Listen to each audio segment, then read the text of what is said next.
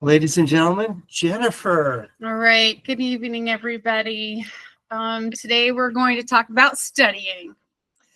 I hope you have pad, paper, or computer to take notes with if you want. I'm going to be sending out this pamphlet afterwards, little notebook with everything that I've talked about. And then you can download that or print, as well as some of the study guides. Okay. Are we good? Okay, so we're going to start. Homework versus studying. Is there a difference? Always a good question. Okay, so homework, it's kind of self-explanatory. We want to finish up our leftover homework, but studying is time spent on your own to review material learned in class. So the nice thing about studying is you do have control over how much time you spend and how much to study at one time. It's usually less stressful. You can start when you need. Early is best. So if there's a test coming up or a presentation or something like that, then early is better than later. Cramming is not fun. And then you can always study a manageable chunk of work at a time. So why do we study? Well, there's different reasons, but a few great reasons are to find your strengths and weaknesses, find your abilities and skills, and then find effective methods of study for yourself. Okay. So we're going to talk about the methods of study. We have flashcards, reading, and detailed notes. And before I go into detail, we're going to go over a few things. The first one is our study setup. So as we set up for studying, I just want you to think about being productive, prepared, purposeful, and present, which means no distractions or very few. So being productive, develop a study time or schedule, write down daily or weekly schedules, and then stick to your plan. Okay, so when you write down your daily, weekly schedule, I'm sure most of you have calendars on your phone or paper. Incorporate a study hour into your day. Now, it's not necessary to study every subject every day, but by developing your schedule or plan, it makes it harder to procrastinate. And you know there's an end time, which is different from cramming, which will take all night. For example, think of the class where you have the most trouble. Okay, I mean, is it history? Is it math? Is it science? Use what you learn in this class and apply what you've learned to that one class for the next month or two, and measure are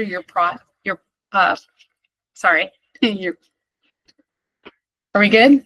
Okay. Measure your progress. So for today's class, we are going to study insects. So if I were going to write out my week, I might want to work on Mondays and Thursdays. So I want to carve out an hour for my science class. I'm going to write down what I need to do, which is read handouts, look up the website, and take notes. And then maybe Thursday, for an hour, I'm going to use the notes, answer the handout questions, and start my rough draft of 300 words. Okay, I should pay attention over there. Okay. Can you help? Thanks. All right. The next item to think about is being prepared. So a good way to do that is gather your study materials beforehand and not during your study period, because you don't want to infringe on that hour or 2 hour session. Okay. We don't want to waste our hour procrastinating. It prolongs the agony. So think ahead, write down what you'll need in class, and then make sure you have it. So study needs can be notes, a book, a pencil, printing out your website, web page, any info or handout beforehand. You might need snack, and we live in Arizona, so you'll definitely need water. Okay.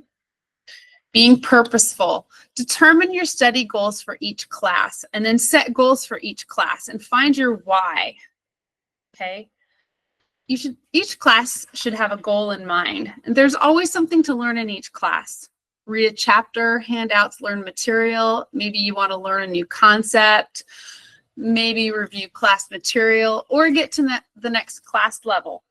It's important to know why you're studying for each particular class, because studies show that we work best when we're aiming for a goal, okay? What if your goal is to get a good grade? Then you just need to figure out what you need to do to get that grade, okay? And I'm going to say that you're not always going to like every class. So it's good to have a goal and something to focus on instead of how much you might dislike this class, okay? Right? You're not going to like every class or even every teacher. Have any of you run into this problem? It can be difficult to stay motivated. So your goal is your motivation, okay? Tailor your plan for weekly goals. Okay, so we're in science, and I've decided that my semester goal is to get an A. So February, since we're in a quarter, I'll memorize the classifications of insects, visit the University of Arizona Insect Museum. And March, maybe I'll write my notes for an insect essay. April, I'll write my essay, and then after that, I'll study for my final. Okay.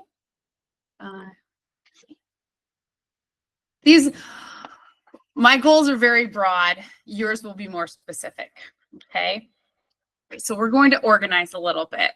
Now, I like to use a 3-ring binder per class. You can put your syllabus in the front. You can add handouts by date and any additional news. With a 3-ring binder, it's easier to take out sections of notes for studying or to write a paper. It allows for that big picture, especially if you're a visual learner. I like to use only one side of the paper because it allows for side-by-side comparisons. So what do I mean by syllabus? A syllabus is a class timeline for work due, projects, field trips, tests, and other things. If you don't have a syllabus in high school, then you'll definitely get one for your college courses. Okay. Handouts usually contain new or changing information. And then additional news can be projects, group projects, class meetings, extra credit, things of that nature. It's just nice to have everything in one binder. And again, that way you can just take one binder to each class. So being present, find your quiet space and limit distractions. And then you'll have to consider what's a quiet space for you. Is it your room? Maybe you work better at the library where you're out of your house, okay? If you're at home, you can put up a sign if you need to. Definitely turn off your phone. Make sure you have water and snacks available. Just want you to be consistent because that cultivates a habit of good studying, okay? Do you work better sitting still? Or are you a little fidgety and maybe you work better on a bouncy ball? Okay, we have a student who had high energy and had a hard time sitting still. So we got her one of those adult bouncy balls, or it's like a Bosu ball. And she just sat on it and just bounced up and down while she did her math or worked for me writing her paper. Okay, but for her, that was helpful in studying. So if you're a fidgety person, do what you can or bring what you need to help yourself out and fidget less if that's possible. I'd like to go over a few learning styles. There are more than 3, but these are the 3 main learning styles. Visual, you see it. Auditory, hear it. Kinesthetic, do it. Okay. Every study method presented will have an element suitable for each learning style. I'm going to go through the basic idea of each learning style, and I'd like you to write down the information and try to discover which style might be yours. Okay, and just take notes. So the first one is visual. If you're a visual learner, you take information in and you decipher it with your eyes. If you like to read, study written words, you're a visual linguistic learner. If you prefer viewing charts, videos, or other visual elements, you are a visual spatial learner, okay? To study, visual learners use diagrams, they write down answers, practice turning visuals into words, test in all formats, rewrite ideas into their own words or pictures, and maybe write or draw a story. Okay.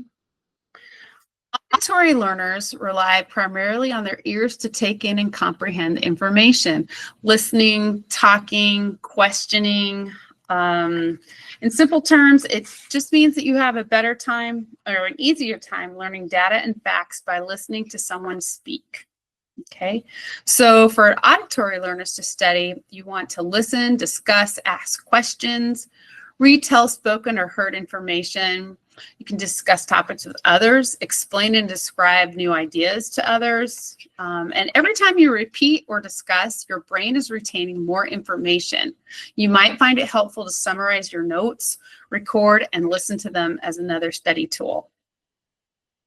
Kinesthetic learners like to use all of their senses and experience the entire learning process. Okay, so whether taking notes, highlighting book passages, making sure that they're engaged.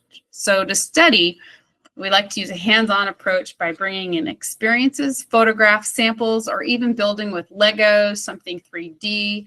Put examples into your summaries and use objects to demonstrate an idea. Okay. So what is your learning style? Are you visual, auditory, kinesthetic, or maybe there's a nice combo? Okay, not everyone is just one style. Okay, all right. So moving along, we're going to talk about methods of study. We have flashcards, reading, and note-taking. And I just want to let you know that each method of study can also double as note-taking and studying. Okay, so the first thing we're going to talk about are flashcards. Okay, everybody's familiar with these. They are good for memorizing terms and concepts, vocabulary. Of course, you'll need your 3x5 or 4x6 index cards, highlighters, or markers. What flashcards do is they help you to remember material. They encourage concentration. They record testable material. Flashcards are usually one card per piece of information. So that's concentration. They record testable material. If you're a visual learner, what you see and what you write imprints into your memory. If you're an auditory learner, read these things aloud as you write them down. And of course, if you're kinesthetic and you're tactile, then you want to write and read aloud at the same time. Okay, so our subject is a tarantula hawk wasp. Okay. And the information on our card today will be habitat.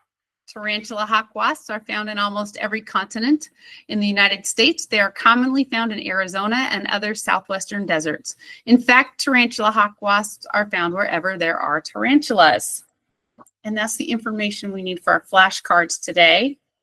So, of course, most of you already know this. You have the title of your topic on the front of your flashcard. And then the information on the back side. What do we know? They live alone. They burrow into the soil. They're found in Southwest or wherever tarantulas live. All right. So that is your flashcard. Okay. Pretty simple. You've probably been doing this since third grade. Right. So our next topic is reading. Okay. We read books, we read information, we read websites, we read pamphlets and handouts that we get from our teachers and other sources. So when you have an item to read, you're going to read all your assigned material before the class or lecture, because that gives you better recall and familiarity of the material. And it also gives you the ability to ask questions in class. Okay. Which is really helpful. So how many times has your teacher, given you a lecture or talked about something and it's brand new, and after class is when you have 5,000 questions? Well, if you read the material beforehand, then you can answer those questions during class. Okay, so what we're going to do is we're going to survey the information answer the questions, take notes, and recite. 4 steps. So what we want to do first is whatever we have, we want to read the chapter or handout. Glance through and note all the bolded paragraphs, headlines, terms, and concepts. And then on a piece of paper, note your 3 to 6 core ideas, and then read through the chapter questions at the end. Okay. So reading the chapter before and noting all those things about your information helps to organize your ideas as you read through. And the chapter questions help you get the big picture. What are you supposed to get out of this information? Okay. So as you're reading or answering the questions, I want you to turn each heading into a question, or use the questions from your syllabus, or use the questions from the end of your chapter, right? Make sure those are either on paper or you have them in your head as you read through the chapter. Doing this piques your brain's curiosity and increases your comprehension. Doing this demands that you find the answer to that question, so you'll definitely have in mind what you want to learn. Okay, so after the material has been read through, now it's time to take notes. So why do we take notes? The combination of reading and then taking notes is key to retaining information. So the Scientific American a couple years ago came out with an article, and in it, it was suggested that those who wrote out their notes by hand had a stronger conceptual understanding and were more successful in applying and integrating the material than those who took notes with their laptops. Okay, because taking effective notes requires you to be mentally active during the lecture or while reading. You have to pay attention, acquire the information, and make decisions, thereby actively involving yourself during the lecture or while you're reading. There's less opportunity for the mind to wander, and there's more opportunity for you to remember what you're doing. Okay, so taking notes encourages concentration. Our memory fades quickly. After lectures, research shows that we forget 50% of what we hear in an hour. Okay, taking notes by hand forces us to slow down, our brain to think more, and we can only record as fast as our hand can type. If you ever notice, if you're typing and taking notice, that your fingers already know what to do. They know where all the letters are, the numbers are, and so your brain is left out of the equation. Taking notes so you can record your testable material. Students are expected to remember key facts or ideas and apply them. Tests are based on these ideas and concepts. In essence, when you take your notes, you're writing down answers to your next test. Okay? So as you're reading through, recite, you can look away from the book or the pamphlet or the handout and recite the answer in your own words. You can tell a story about your material, what you're learning, or you can review your notes to get a bird's eye view of points and to check your memory. Okay. If you are a visual learner, you're going to read to intake that information. You'll want to underline, write out your key phrases and ideas.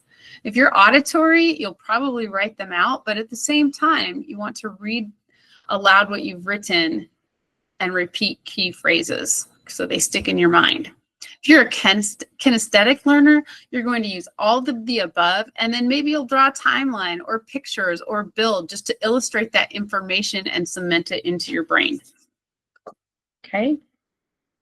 So we've talked about reading and we talked about note taking, but how do you want me to take notes? Do I just write it all over? No, there are 3 popular methods of note taking: outlining, the Cornell method, and mind mapping.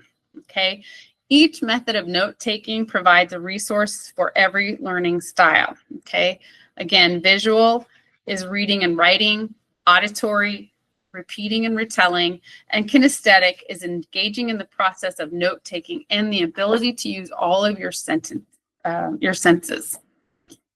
All right, so the first thing we're going to talk about is the outlining method, and we're going to send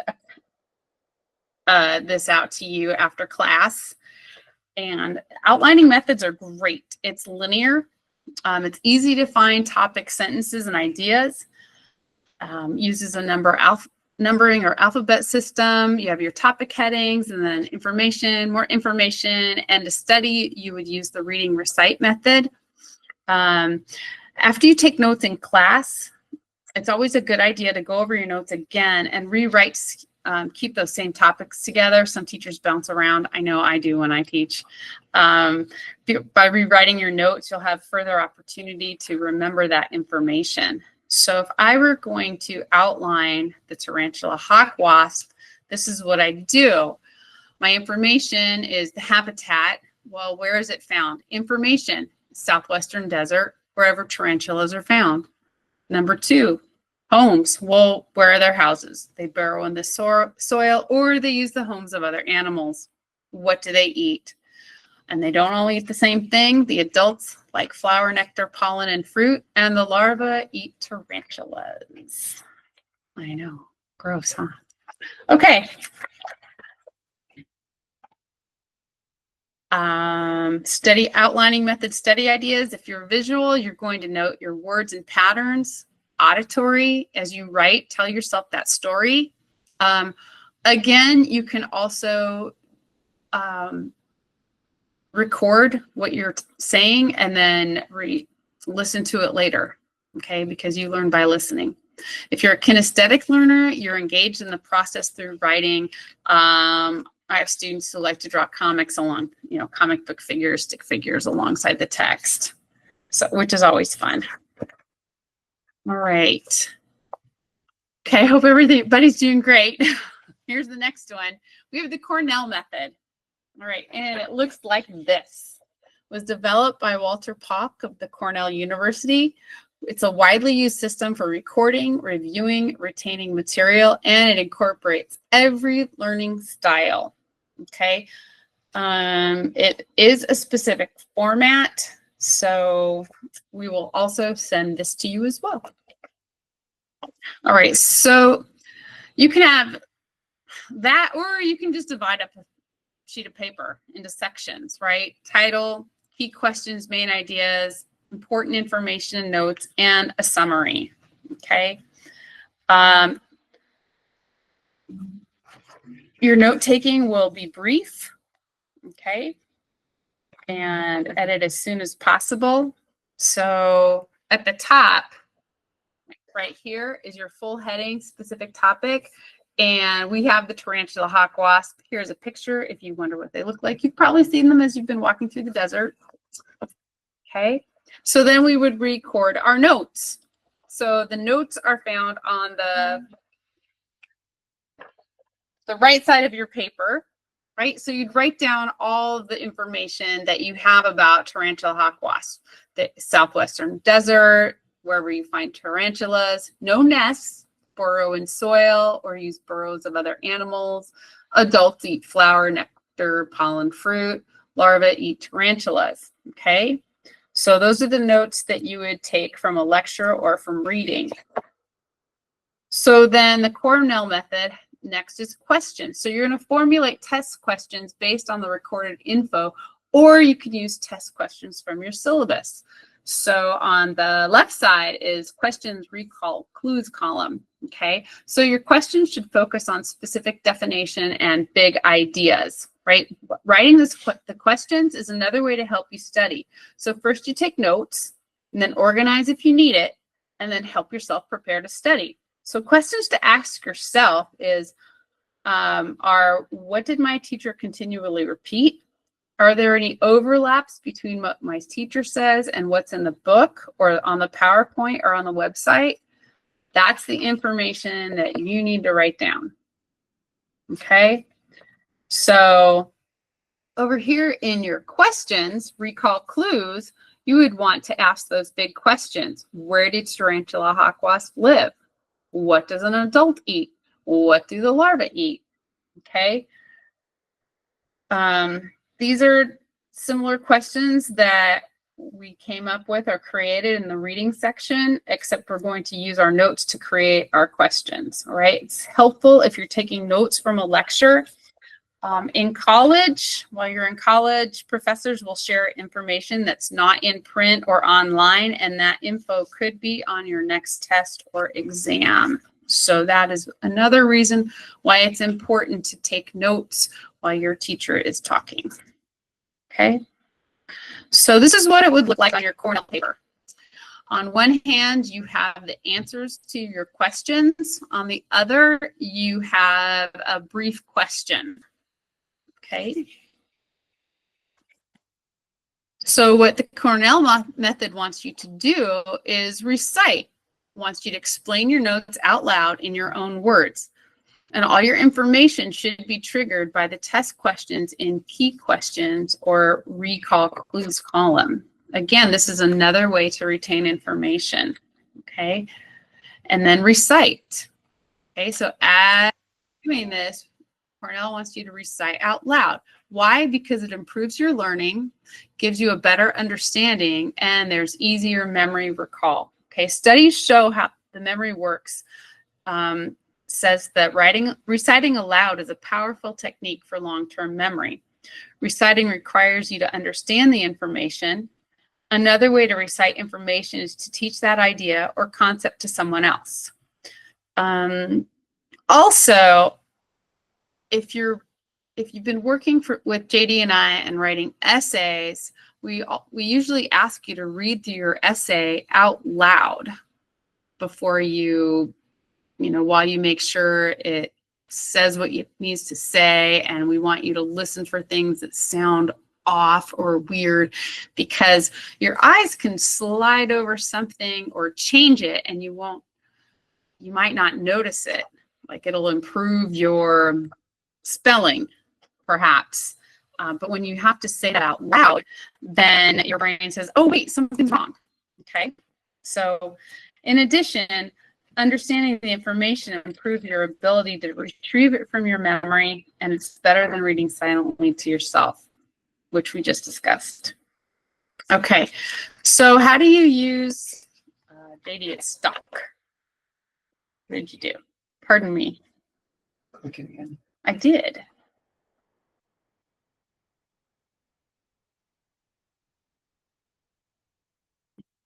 Thanks. Wait.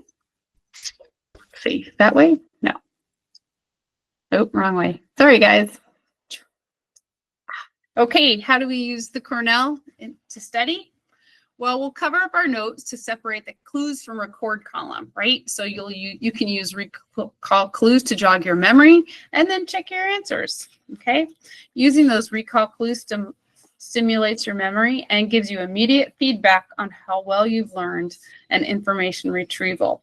Repeat as often as needed. Right? So the Cornell method also asks us to reflect. Think about the information that you're learning.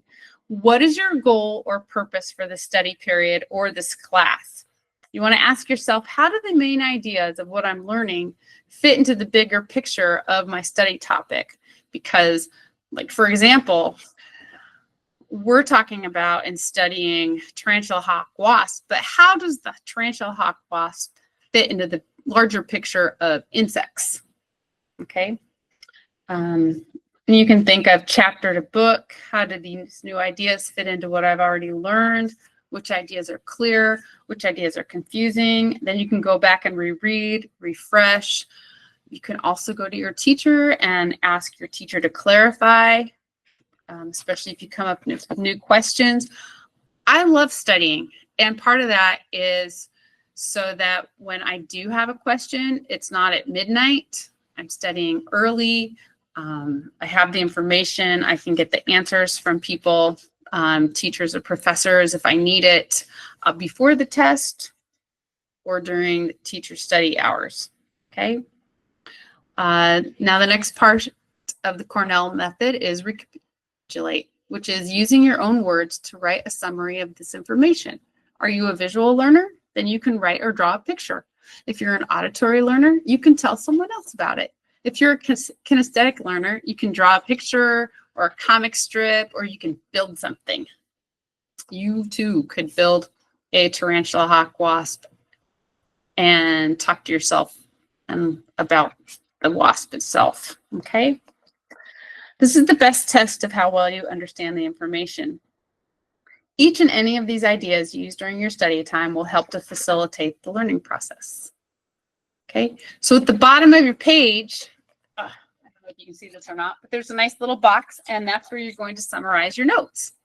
So I might write, tarantula hawk wasps are found in the southwestern desert and anywhere there might be food for their young tarantulas.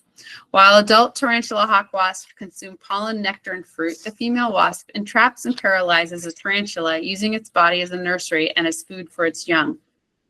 Okay, so then I would review. A good guideline is to review by reciting nightly. Frequent, brief sessions are better than longer sessions. Review by reciting and not reading. Okay. Frequent, brief sessions are more effective than cramming. Okay. So our third method of study is mind mapping. Okay. I know, doesn't that look simple? It's just a circle in the middle. But here's something else you've done, probably worked on in third grade. Mind mapping is great. It's a simple technique for collecting information using diagrams, and it mimics closely how our brains work. It's an activity that is both analytical and artistic. Okay. Mind mapping uses words, pictures, and symbols. It's good for nonlinear thinking students and teachers. Helps to analyze, comprehend, synthesize, recall, and generate new ideas. Okay, so some teachers teach all over the place. Have you ever had that happen to you? Mind mapping is great for those teachers because you can just attach another picture or piece of information to the main idea at any time or anywhere. I like to divide my notebook paper in half or use an entirely separate piece of paper for each topic. Then when I need to study, I can rearrange my ideas, pictures, either by writing everything out or cutting and pasting. Okay, so how do we mind map? Well, we start in the middle of a blank page, writing or drawing the idea you intend to develop, and then you develop the related subtopics around the central topic, connecting each of them to the center with a line. And then you repeat the same process for subtopics. Okay, you might have done this in grade school when you were writing stories. Okay, great. You had your main character, main idea, and then around it, you would have your lesser characters or lesser ideas for your story. Okay, so for our tarantula hawk wasp purposes, this is what it would look like for diet. Okay, for me, it's one item per paper. So diet's connected to the hawk wasp. And then from the diet, we have the larva, which eats tarantulas. And then on the other side, we have adults who eat pollen, nectar, and fruit. Okay, so mind mapping is super fun. We're effectively taking notes for ourselves. The purpose of studying is to retain information, and many of us retain information by telling stories or visualizing pictures. Mind mapping is yet another way to take notes and to study. So that's what I have for taking notes and studying. I'm also going to talk to you about SAT and ACT prep, because in addition to studying for your classes, AZ College Planning, we encourage every student to study for the SAT and the ACT. So here are your study prep sites. If you don't already know this, SAT prep is Khan Academy, khanacademy.org. ACT prep, academy.act.org. Okay. Those are the two big ones. We like these two online programs because they allow the student to, number one, set a study schedule and then find why the answer is correct or incorrect, which is just as important as the correct answer. Okay. So our topic is tarantula hawk wasps, and we're going to read all the questions, read the passage, answer the question, and then find the correct answer. Okay, so here we go. Our questions today is preventative measures one can take include A, wasps are not aggressive, B, check all food and beverage containers, C, open doors and windows, D, run away. Okay, so that's what we do first. Next, we're going to read the passage. Tarantula hawk wasps are not aggressive. Many pest experts recommend leaving them alone and taking preventive measures to keep wasps out of the home, including sealing all cracks and gaps in the structure, especially the foundation, keeping doors and windows shut, and when eating or drinking outside, check all food and beverage containers before touching to ensure no wasps have landed on the food or drink. It is essential not to make sudden movements when encountering a wasp and instead quietly leave until it has left the area. Okay, so then we're going to go back and answer the questions. Preventative measures one can take include: wasps are not aggressive. B, check all food and beverage containers. C, open doors and windows. D, run away. I'm going to select B, check all food and beverage containers. Okay. A good thing to do is look for all the wrong answers and omit them, and what's left is correct. Wasps are not aggressive is not a preventive measure. So that one for sure. Okay, so we're going to find the correct answer, read through the answers and see if yours is correct. Read through every answer, including the wrong answers, because it's just as important to know why the answer is incorrect, which will help you to discern correct answers to the other questions. Okay. B is the correct answer. That's great, but why are the others incorrect? Well, let's find out. Wasps are not aggressive. It's incorrect. The question asked about preventative measures to take against wasps. A is a true statement, and I'd just like to say that College Board likes to put in a true statements to trick a student. So even though this is a true statement, it does not answer the question. So that's one thing you have to watch out for in SAT or ACT tests. C, open doors and windows. It's incorrect because the passage states to close doors and windows. D, run away is incorrect because the passage reads, essential not to make sudden movements, quietly leave until it has left the area. Okay, so that's just a short example of SAT or ACT prepped and what to do about that. Okay, again, your study sites, SAT prep, Khan Academy, khanacademy.org, ACT prep, academy.act.org. Okay, so let's talk about review and more. So make a study plan for yourself, have a goal for each class, because remember, you may not like each class, you may not like each teacher, okay? Study outside of your homework for one class for a month, then bump it up to 2 classes and so on. Start with the class that's giving you the hardest time, okay? By making a learning goal for each class, you have a subject to work toward, okay? Be interactive. Read, take notes, ask questions. By taking notes and reading ahead and asking creative questions and by being prepared for your class, you'll just be miles ahead, okay? And it'll be easier to listen in class. Communicate with your teachers.